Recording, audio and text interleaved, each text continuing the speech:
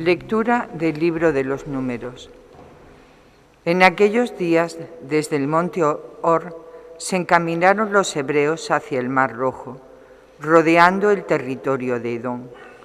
El pueblo se cansó de caminar y habló contra Dios y contra Moisés. ¿Por qué nos has sacado de Egipto para morir en el desierto? No tenemos ni pan ni agua, y nos da náuseas ese pan sin sustancia. El Señor envió contra el pueblo serpientes abrasadoras que los mordían, y murieron muchos en Israel.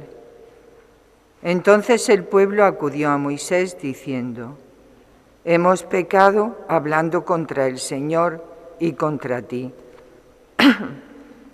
Reza al Señor para que aparte de nosotros las serpientes. Moisés rezó al Señor por el pueblo, y el Señor le respondió: haz una serpiente abrasadora y colócala en un estandarte. Los mordidos de serpiente quedarán sanos al mirarla. Moisés hizo una serpiente de bronce y la colocó en un estandarte. Cuando una serpiente mordía a alguien, éste miraba la serpiente de bronce y salvaba la vida. Palabra de Dios. Te alabamos, Señor. Lectura del Santo Evangelio según San Juan. En aquel tiempo dijo Jesús a los fariseos: yo me voy y me buscaréis, y moriréis por vuestro pecado. Donde yo voy, no podéis venir vosotros. Y los judíos comentaban: ¿será que va a suicidarse y por eso dice: donde yo voy, no podéis venir vosotros? Y él les dijo: vosotros sois de aquí abajo, yo soy de allá arriba. Vosotros sois de este mundo, yo no soy de este mundo. Con razón os he dicho que moriréis en vuestros pecados, pues si no creéis que yo soy, moriréis en vuestros pecados. Ellos le decían: ¿quién eres tú? Jesús les contestó: lo que os estoy diciendo desde el principio. Podría decir y condenar muchas cosas entre vosotros, pero el que me ha enviado es veraz, y yo comunico al mundo lo que he aprendido de él. Ellos no comprendieron que les hablaba del Padre. Entonces dijo Jesús: cuando levantéis en alto al Hijo del Hombre, sabréis que yo soy, y que no hago nada por mi cuenta, sino que hablo como el Padre me ha enseñado. El que me envió está conmigo, no me ha dejado solo, porque yo hago siempre lo que le agrada. Cuando les exponía esto, muchos creyeron en él. Palabra del Señor.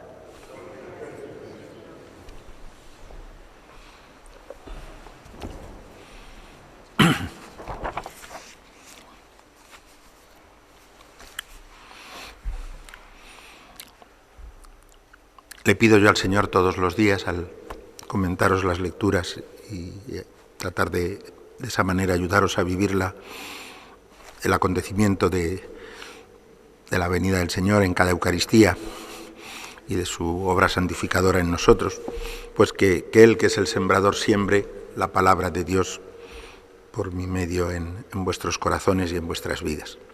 Porque siempre es una luz y siempre es preciosa la palabra de Dios. La primera lectura de hoy es un relato de una historia paradójica, ¿no? Es una paradoja. Es decir, los israelitas morían picados por serpientes y resulta que es una serpiente de bronce atada puesta en lo alto de un leño, de un palo, de una vara, la que sirve de curación, ¿no? Dice uno, qué raro es esto.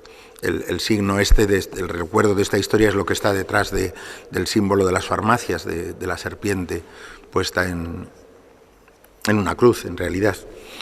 Y así. Pero yo creo que este relato tan extraño de este episodio del camino por el desierto del pueblo de Israel Sin embargo, se ilumina extraordinariamente a la luz del Evangelio y sobre todo de la pasión del Señor. Pero a la luz del Evangelio, porque todo el Evangelio está lleno de paradojas. La paradoja parece que es como un elemento esencial de la vida cristiana, de lo cristiano, de lo humano, en realidad de lo humano. Y yo quisiera haceros comprender que lo es de lo humano porque lo es de lo divino. Paradojas que el Señor señala y que describen prácticamente toda la vida humana. El que quiera conservar su vida, la perderá. Y el que pierda su vida por mí y por el Evangelio, la guardará. Eso es un movimiento totalmente paradójico, ¿no?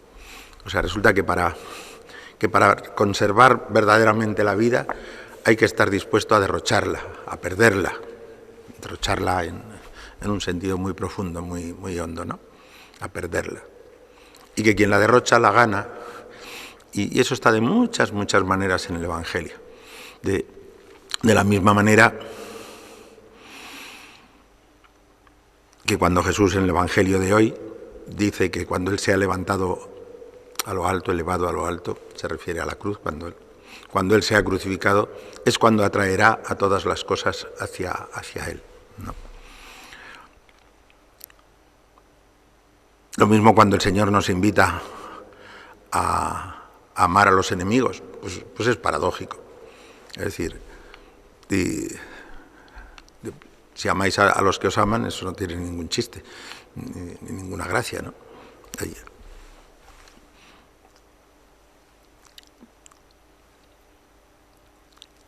Lo que ese mensaje lleva consigo, o sea, lo que esa presencia constante y en todo de la paradoja en el testimonio del Nuevo Testamento lleva consigo, es que el hombre no cumple su vida más que saliendo de sí mismo.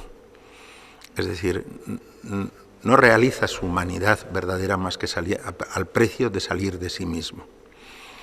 Y eso es algo, veréis, que solo el hombre puede hacer. Las piedras son lo que son y nunca serán más que lo que son. Y en cierto modo también las plantas, pero tan pronto empieza a haber vida, empieza a haber un cierto movimiento de salida de uno mismo, de salida de las cosas. Los animales un poquito más, pero el hombre está constituido por esa capacidad de darse y de salir de sí mismo. Y eso es lo que nos hace hombres, eso es lo que nos hace únicos en la creación y eso es lo que nos hace imagen de Dios. ¿Recordáis vosotros que ayer yo decía que el juicio de Dios estaba representado en la cruz?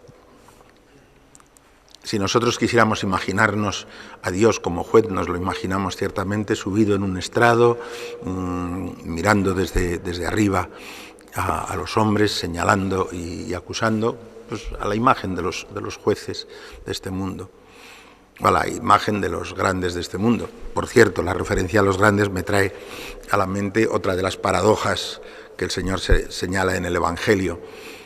Los grandes de este mundo oprimen a sus súbditos o dominan a sus súbditos y los poderosos de este mundo los oprimen. Que no sea así entre vosotros, que el que quiera ser grande se haga pequeño, que el que quiera ser el primero que se ponga el último.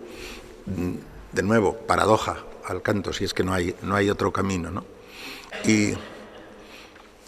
Pero yo quiero subrayar eso, que Dios es Dios porque sale de sí mismo. Dios es Dios porque se sale de sí mismo. Dios es amor. Y solo porque es amor se revela como el Dios verdadero.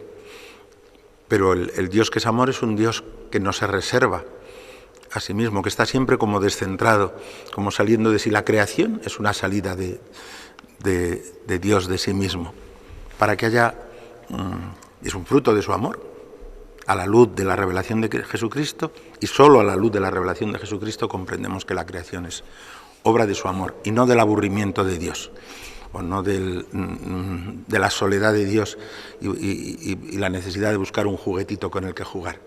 No, la creación es un derramarse del amor de Dios fuera de sí.